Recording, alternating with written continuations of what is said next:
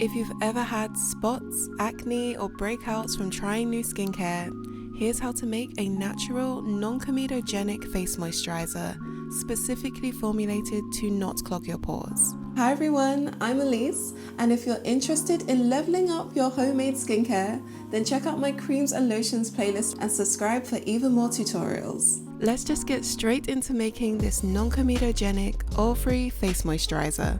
Start by measuring out distilled water, aloe vera concentrate, you can also use aloe vera juice, glycerin, and the natural emulsifying wax Olevium 1000. Olevium 1000 is a naturally derived emulsifier that has a comedogenic rating of less than 1, so it's a pretty good choice for anyone with sensitive skin, acne, or prone to breakouts. It's really important to remember that it's not just oils and butters that can clog your skin. Some of the emulsifiers used in commercial creams are comedogenic, which means that they have the potential to block your pores, leading to breakouts. If you've never heard of comedogenic ratings and you're not too sure what all of this means, it's a term that refers to an ingredient's potential to clog or block your pores. If you suffer from acne or sensitive skin, this could be a game-changing concept, so I've linked more information on comedogenic ingredients in the description box below as well as at the end of this video. Seeing as we're not using oils, you might be surprised that I'm using shea butter. In fact, shea butter is ideal for your face as it doesn't clog pores. It's anti-inflammatory and has healing properties that soothe irritated, dry, or inflamed skin. Shea butter is incredibly nourishing and will make a rich moisturizer. But if you prefer the lighter texture of either store-bought creams or oil-free moisturizers, we can use esters instead. Replacing oils in lotions is nothing new. Ever wondered why cosmetic companies go out of their way to stress whenever they use natural oils? It's because most commercial creams and lotions haven't been made using oil for a while now. Instead, corporations prefer to use synthetic cheap emollients. However, esters are becoming more and more popular as a naturally derived replacement for oils. For a completely oil and butter-free moisturizer, you can substitute shea butter with the ester caprylic capric triglyceride, which is a mouthful, but it's derived from natural coconut oil. Esters get their moisturizing capabilities from oils, but they're far lighter, easier to spread on the skin, and don't have that greasy residue that you often get using natural oils. A lot of oil-free moisturizers will use them as naturally derived replacements for oils and butters, but they're less likely to cause the same type of irritation that you would experience using regular oils. Esters are amazing moisturizers, more stable, and they're less likely to cause irritation. And whether people realize it or not, most tend to prefer their lighter, non-greasy application over traditional oils. Now, they don't have all the benefits that you would get through using natural oils, but they are a better alternative to synthetic emollients, especially when you're making oil-free moisturizers. Once you've measured out your ingredients, we can move on to making our moisturizer. In a heat-proof container, combine the water, glycerin, and aloe vera concentrate. Even though we're technically not using oils, we'll still need to keep the water and oil-soluble ingredients separate to heat them. For the oil phase, in another heat-proof container, add the shea butter and emulsifying wax. If you're using esters instead of shea butter, follow the same steps but mix that with the emulsifying wax.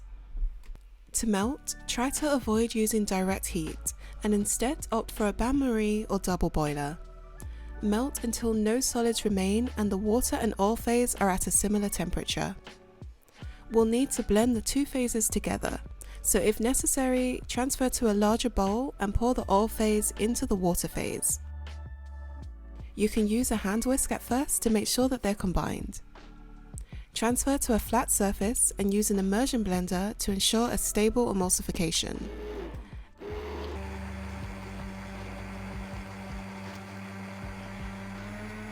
At first, you should have a thin, milk-like appearance, but there shouldn't be any separation. As it cools, it'll start to solidify and resemble a thicker moisturizer. Alternate between blending and cooling until a thick cream has formed. It'll take a little time until the cream is cool enough to reach its final consistency, but continue to mix so that you get an even texture throughout.